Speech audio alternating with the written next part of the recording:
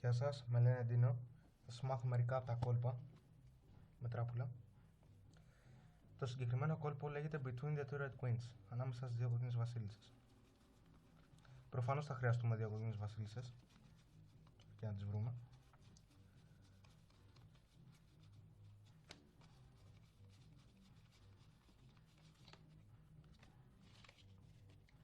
Και 13 φύλλα.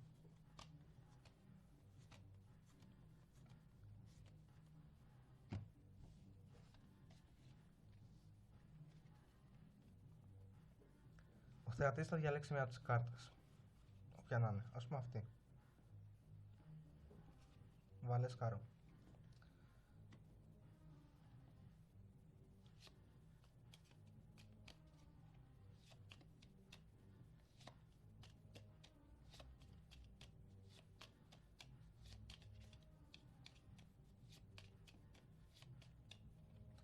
Τώρα θα πάρουμε τη βασίλισσα και τη βάλουμε ανάποδα. Το κάθε γράμμα που θα λέω θα αντιστοιχεί και σε μία κάρτα, όπως B, E, T, W, E, E, N, Between. Θα χρησιμοποιήσουμε τον τίτλο αυτού του κόλπου. The, T, H, E,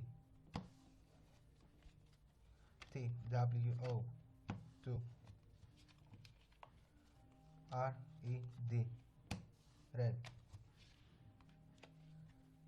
Q, U, E, E, N, S, Queens. Between the two red queens, ανάμεσα στις δύο κόκκινες βασίλισσες. Και ανάμεσα στις δύο κόκκινες βασίλισσες, όπως λέει και ο τίτλος, θα βρίσκεται το χαρτί που έχει διαλέξει. Είναι πανεύκολο κόλπο, μπορείτε να το κάνετε σε οποιονδήποτε. Όπως είπα, χρειαστούμε 13 φύλλα, όποια θέλετε, και δύο κόκκινες βασίλισσες. Τα άλλα τα αφήνουμε στην άκρη, δεν μας ενδιαφέρουν.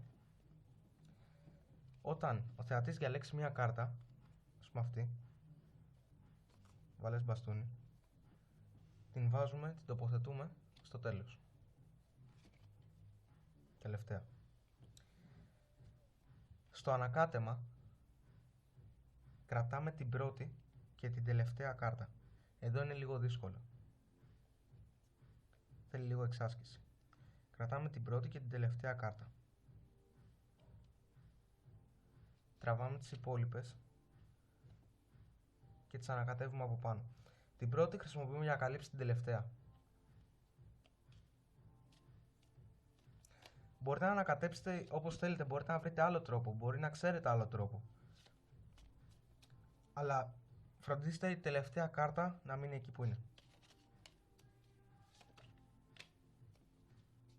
Ανακατεύετε όπως θέλετε.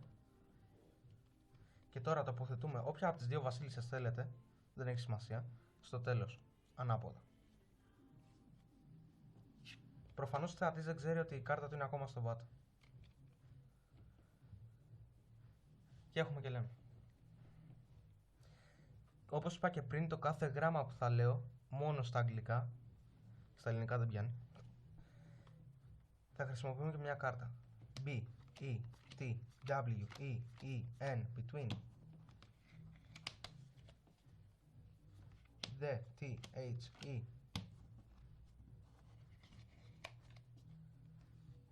T, W, O, 2. Έφυγε αυτή. R, E, D, Red. Queens, Q, U, E, E, N, S. Between the two red queens, ανάμεσα στις δύο κόκκινες βασίλισσες. Και το χαρτί που έχει διαλέξει